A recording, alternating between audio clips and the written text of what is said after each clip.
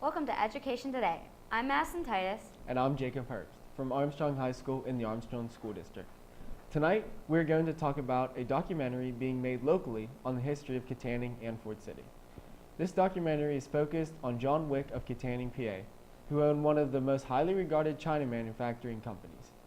To speak on more of this subject, we are joined today by Pete Harmon, who is the lead researcher for this documentary. Pete is a part of the Armstrong Trust for Historical Preservation, who oversees this documentary. The mission statement for the trust is to provide a place to hold content and material related to local Armstrong County history for citizens. As of now, they hope to have an operational library with over 700 books. Welcome to Education Today. Now, would you please introduce yourself and your role with this documentary? Pete Harmon. I'm a local citizen of Kittanning, and one of the main roles that I am going to do is basically research the content and be the interviewee for a lot of the movie's documentary. So who is John Wick? John Wick was a local citizen whose father was a shoemaker in early times of Kittanning. And at one point in his life, he decided to go to East Liverpool, Ohio, which was actually the pottery capital of the world. After learning the pottery trade out there, he was an entrepreneur, and he came back here and discovered that, why can't we make pottery in Kittanning? So in the upper part of Kittanning, where our old high school used to be, was all vacant.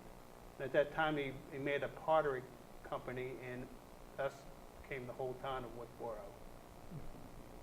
So what made you or the trust choose that topic? I was interviewed one time on the radio talking about the subject of Wickboro and John Wick, and Dr. Schaefer had listened to the interview on radio. He said he had to stop the car. He was very interested in what I was doing, and he came up with the idea of possibly, instead of just doing an oral interview, is maybe making a movie and showing some of the material and stuff we have to make a documentary movie. When did this whole project start?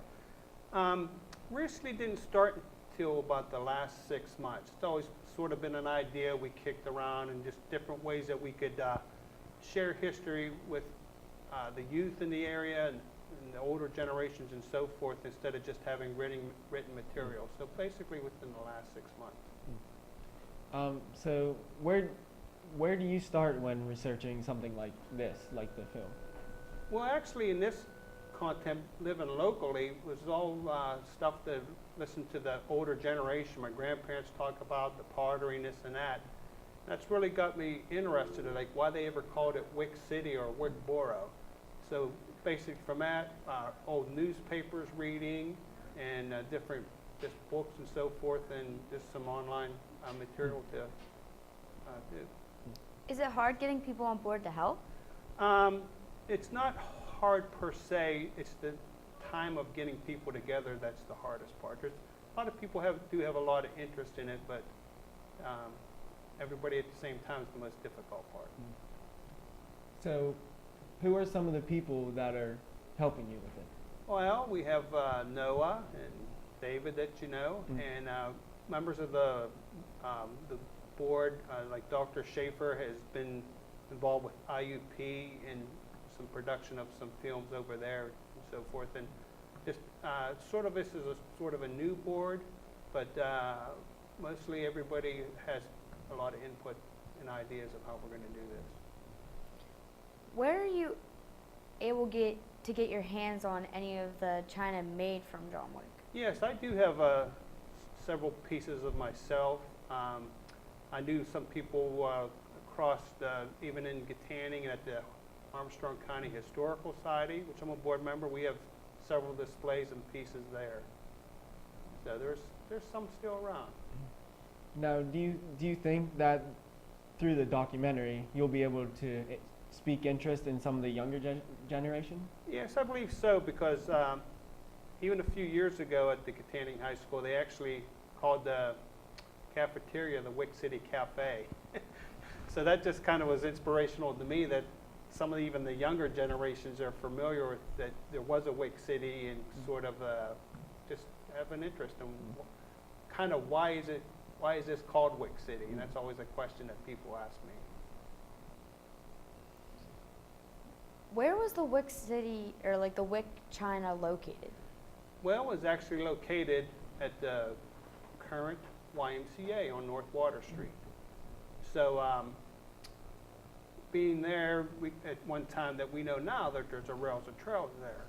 At that time it was a railroad track, and then the other important aspect of it was the river, because transportation at that time to have an industry was key. So that was a really instrumental place to have it. Now, I know Wick Borough used to separate the Katanning Borough. Have you looked into anything that regards that? Yes, I have. It's very interesting in a way, because at one time Katanning Borough was Katanning, and the outer limits of Katanning was actually Rayburn Township. And when he built this pottery, and it's almost like in a Ford City way, that all the company houses were built around it. And it grew so much that it almost was comparable to the size of Katanning, having businesses there, hotels there. So in 1900, Wick Borough was formed, and it was actually governmental town. Because one of the ironic things is there was an older lady that was looking for the birth certificate of her mother, and they kept looking for Katanning. Well, she was born in Wick Borough, which is the official place. So it was designated as its own town till it did incorporate eventually with Katanning. What's the process of locating people who are descendants of the workers from Wick, China? Well, I was very fortunate. I do have a website called wickcity.com, and through the time, actually one of the descendants, a great-granddaughter of John Wick, had contacted me because she had seen it. She must have been researching her family and so forth. And I was fortunate. She came to visit me in Katanning and actually gave me all the material and family photo albums and scrapbooks of John Wick, because she has no kids to leave it to. So based upon that, we have some first-hand documentation and information, that even his own handwriting and journals that he kept and so forth, that'll really be inspirational and interesting during the development of our movie. Okay, so we're going to take a short break. We'll be back in a minute to talk more about this local documentary. Stick around. All your professors, all of them, they know that all it takes is one dreamer with passion, one person, and they hope in each of you that you might be that one who makes a longer-lasting light bulb, who writes music for the ages, who reaches into the mind and discovers a new star, and who can change the world of a fifth grader. We're gathered here to hope in you.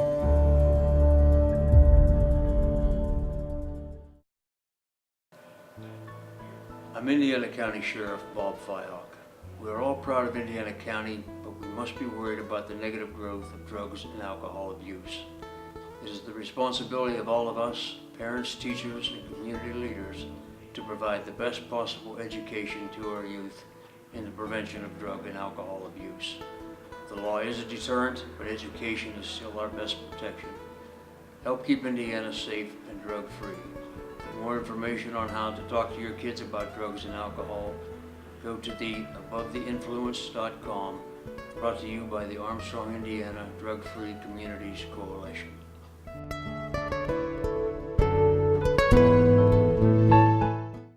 The brain is a remarkable organ. It's almost infinite in its capacity. Its ability to reach its full potential is limited by only one thing: the heart.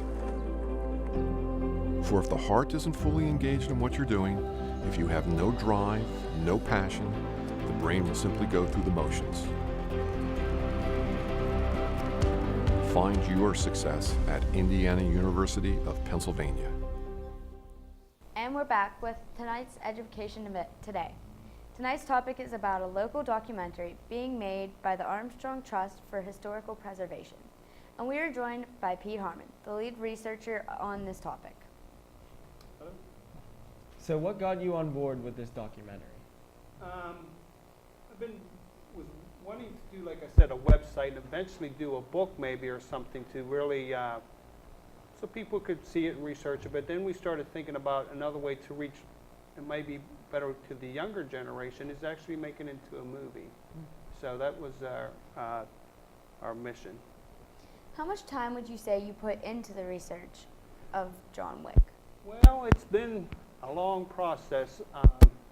Just over the course of years, you know, you get involved in other things, you are into it for a while, then you're out of it. But especially when the family member contacted me, that really sparked my interest and to really move forward with the project. Now, what would you say is the biggest obstacle that you may be faced with during making of this documentary? Time. And in essence, it's because of I'm nearly ready to retire, so I think that may go hand in hand where I will have more time to do that. So, but that's the biggest factor is the time to do it. Are you planning on showing this documentary anywhere local? Yeah, we're going to try to several venues that we can. We don't know what all the venues will be yet. That's still kind of something we're questioning, but basically as many venues as we can to get it out there to the general public. And if it's an interesting thing, maybe somebody will pick it up and even go more nationally or whatever. Now, if you had to guess, how long would you say this documentary will be? Well, it depends how much content we want to add. We've thrown around several ideas of maybe even having some actors kind of play John Wick and so forth, some different things they add, and showing our actual china we have, and maybe even by Skype interviewing John Wick's great-granddaughter. So we probably hope to keep it less than an hour because we just want to keep people's interest the whole time that it's being shown. So where did the idea of making the documentary come from? Basically, just different people. We've had ideas where people have done oral histories before, and you can listen to them. And some people, they get hard to listen to for a long period of time, and they don't keep your interest. So we thought of being more of a film along, you know, with the oral questions and just getting local people involved. We thought that would be a better way to do it. Now, like, do you have any film background, or did you bring in help? We do have help that is going to help the production, the filming of it, and so forth. I have a little bit of background. I had some sons that played football, and I've made for other student footballs would make films so they could send to colleges and that for their recruitment and stuff like. So I have a little bit of idea of how it's done. Does Armstrong Trust have anything else planned for the future? Maybe another documentary? Yeah, we one of the next ones that we talked about doing that might really help the younger generation to be interested. Instead of doing so much history of 100 years ago where there's that disconnect, we thought of maybe doing something of Gitaning, downtown Market Street in the area during the 50s, 60s, and 70s, while there's still some people alive to talk about it, and even parents and grandparents of the kids that may hear the parents talk about how Gitaning used to be. And I think with that connection to their parents and grandparents still living, we think that would be an interesting topic. Now, is there anything else you'd like to discuss that we may not have covered? Well, I just did want to mention, too, that not only did John Wick form Wick Borough in the large artery there, he was very instrumental in Ford City, the upper end of Ford City, because he actually started Ford China Company with the founder, John Ford of Ford City. And later on, that actually became what was known as Elger. So it actually started out as John Wick's project with John Ford. So I wanted to make sure we included that too. So that's a very important historical fact. Well, that's our show for today. Thanks to our guest, Pete Harmon, lead researcher for the Armstrong Trust for Historical Preservation. I'd also like to thank the TV production students from Armstrong High School, led by their teacher, Mr. Josh Miklos. They are our film crew today. Please join us again next week for another look at the Armstrong School District. For more information about what's going on in the district, please check us out the next time you're surfing the web. Have a great week.